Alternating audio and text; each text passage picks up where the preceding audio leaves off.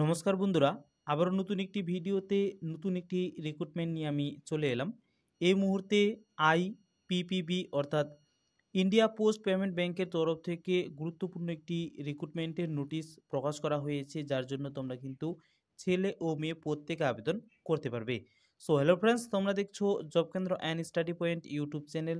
আজকের এই ভিডিওতে আইপিপিবি অর্থাৎ ইন্ডিয়া পোস্ট পেমেন্ট ব্যাংকের তরফ থেকে তোমাদের যে রিক্রুটমেন্টটি বেরিয়েছে, তোমরা এখানে কারা কারা আবেদন করতে পারবে, আবেদন করার জন্য বয়স ও শিক্ষাগত যোগ্যতা তোমাদের কতটা লাগবে, কোন কোন পোস্টে তোমাদের এখানে নিয়োগ করা হবে, কতগুলো শূন্য পদ রয়েছে, তোমাদের বেতন কত টাকা দেওয়া হবে এবং আবেদন করার জন্য এখানে অ্যাপ্লিকেশন ফি কত টাকা পেমেন্ট করতে হবে, সমস্ত রকম যে গুরুত্বপূর্ণ বিষয়গুলি রয়েছে এবং আবেদন করার লাস্ট ডেট কবে, এ টু জেড ইম্পর্টেন্ট পয়েন্টগুলি আজকের এই ভিডিওতে আমি তোমাদেরকে জানিয়ে দেবো।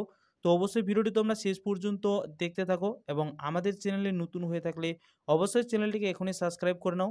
এরকম ধরনের গুরুত্বপূর্ণ চাকরির বিজ্ঞপ্তিগুলি সময় মতো তোমরা আমাদের এই চ্যানেল থেকে পেয়ে যাবে। তো চলো বন্ধুরা, আজকের এই ভিডিওটি আমরা শুরু করি। তো অন স্ক্রিন তোমরা সেই অফিসিয়াল বিজ্ঞপ্তিটি দেখতে পাচ্ছ। তো প্রথমত এই রিক্রুটমেন্টের ক্ষেত্রে প্রথমে তোমাদের যে ইনফরমেশনটি দেওয়া হয়েছে এখানে দেখে নাও। Recruitment of 54 information technology executive on contract basis, অর্থাৎ ইন্ডিয়া পোস্ট পেমেন্ট ব্যাংকের তরফ থেকে তোমাদের এই রিক্রুটমেন্টের বিজ্ঞপ্তিটি প্রকাশ করা হয়েছে, যেখানে information technology executive contract basis পোস্টে তোমাদের কিন্তু এই রিক্রুটমেন্টটি করা হবে। তো এখানে আবেদন তোমরা প্রত্যেকেই করতে পারবে, অর্থাৎ ছেলে ও মেয়ে প্রত্যেকে তোমরা এখানে আবেদন করতে পারবে। তো এখানে তোমাদের ইম্পর্ট্যান্ট ডেটসগুলি দেওয়া হয়েছে। তো কোন অফিসিয়াল ওয়েবসাইটে গিয়ে তোমরা এখানে আবেদনটি করবে, অফিসিয়াল ওয়েবসাইটটি দেখে নাও। www.ippbonline.com এই অফিসিয়াল ওয়েবসাইটে ভিজিট করলে তোমরা কিন্তু সেখানে আবেদনটি করে নিতে পারবে। তবে অলরেডি তোমাদের এখানে আবেদন প্রক্রিয়াটি চালু হয়েছে। 4 মে থেকে তোমাদের এখানে কিন্তু অ্যাপ্লিকেশন প্রসেস চালু হয়েছে এবং 24 মে পর্যন্ত তোমরা কিন্তু এখানে আবেদনটি করতে পারবে। তারপর এই রিক্রুটমেন্টের ক্ষেত্রে তোমাদের যে এখানে পয়েন্টগুলি রয়েছে, অর্থাৎ এলিজিবিলিটি ক্রাইটেরিয়া, তো টোটাল তোমাদের এখানে 3টি পোস্ট রয়েছে। তো প্রথম পোস্টটি হচ্ছে তোমাদের এখানে এক্সিকিউটিভ অ্যাসোসিয়েট কনসালট্যান্ট, যেখানে তোমাদের এজ লিমিট রাখা হয়েছে 22 থেকে 30 বছর পর্যন্ত। তারপর তোমাদের এখানে রয়েছে পোস্ট কোয়ালিফাইং ওয়ার্ক এক্সপিরিয়েন্স, অর্থাৎ 1 বছরের কাজের অভিজ্ঞতা তোমাদের এখানে থাকতে হবে। নাম্বার অফ ভ্যাকেন্সি তোমাদের এখানে রয়েছে 28টি।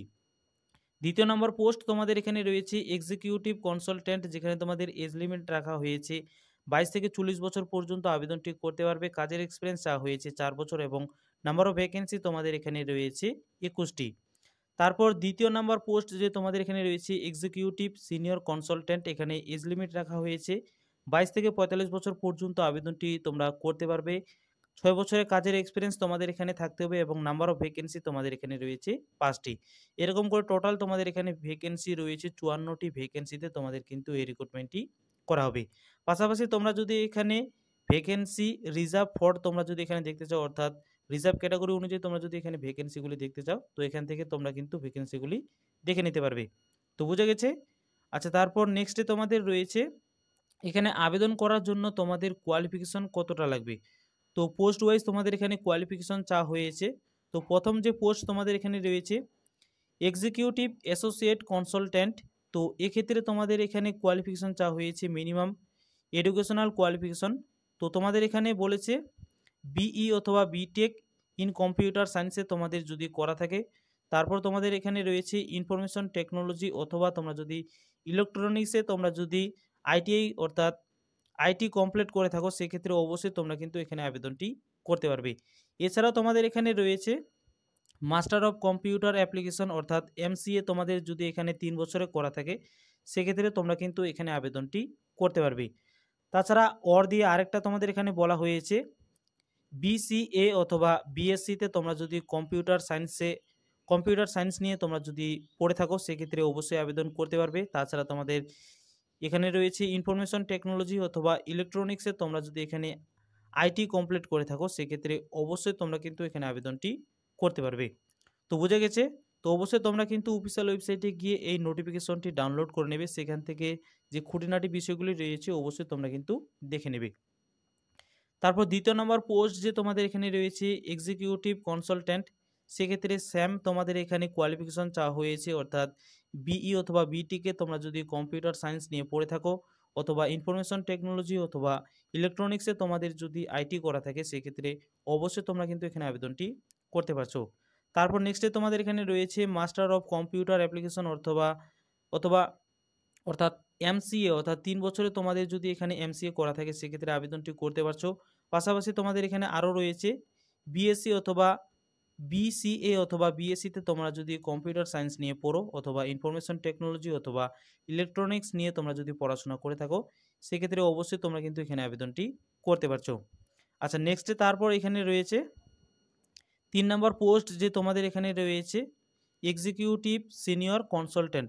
সেমভাবে তোমাদের এখানে কোয়ালিফিকেশন চাওয়া হয়েছে, অবশ্যই তোমরা কিন্তু ভালো করে দেখে নেবে। সেম কোয়ালিফিকেশন চাওয়া হয়েছে, পাশাপাশি তোমাদের এখানে জব ডিসক্রিপশন দেওয়া হয়েছে, অর্থাৎ এই রিক্রুটমেন্টের ক্ষেত্রে তোমরা যদি এখানে চাকরিটি পেয়ে থাকো সেক্ষেত্রে কী কী কাজ তোমাদের এখানে করতে হবে 3টি পোস্ট অনুযায়ী পোস্ট ওয়াইজ তোমাদের এখানে কিন্তু জব ডিসক্রিপশনটি দেওয়া হয়েছে। তো সেখান থেকে তোমরা কিন্তু জব ডিসক্রিপশনটি ভালো করে দেখে নিতে পারো। আচ্ছা, তারপর তোমাদের এখানে রয়েছে পিরিয়ড অফ কন্ট্রাক্ট, অর্থাৎ তোমাদের এখানে বলা হয়েছে the period of contract shall be 3 years and may be extended for the further period of 2 years on the basis of individual performance. অর্থাৎ তোমাদের এখানে কিন্তু এই রিক্রুটমেন্টটি যে করা হবে 3 বছরের কন্ট্রাক্ট বেসিস তোমাদের এখানে করা হবে। তারপর তোমাদের কিন্তু কাজের পারফরমেন্স যদি ভালো থেকে থাকে তো সেক্ষেত্রে তোমাদের এখানে কিন্তু 2 বছরের কাজের অভিজ্ঞতা, অর্থাৎ 2 বছরে তোমাদের এখানে কিন্তু কাজের সীমাটি বাড়িয়ে দিতে পারে। এটা কিন্তু তোমাদের এখানে বলা হয়েছে।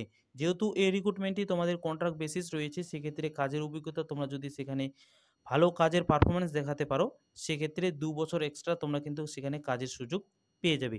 তো বুঝে গেছে। আচ্ছা, নেক্সটে তারপর তোমাদের এখানে রয়েছে খুবই ইম্পর্টেন্ট পয়েন্ট সিলেকশন প্রসেস। তো সরাসরি তোমাদের কিন্তু এই রিক্রুটমেন্টটি ইন্টারভিউর মাধ্যমে এই রিক্রুটমেন্টটি করা হবে। পরবর্তীতে যারা ইন্টারভিউ নেবে তাদের যদি মনে হয় তারা কিন্তু তোমাদের কাছ থেকে গ্রুপ ডিসকাশন অথবা অনলাইন টেস্ট তোমাদের কিন্তু নিতে পারে। তাছাড়া তোমাদের কিন্তু সরাসরি এখানে ইন্টারভিউর মাধ্যমে এই রিক্রুটমেন্টটি করা হবে।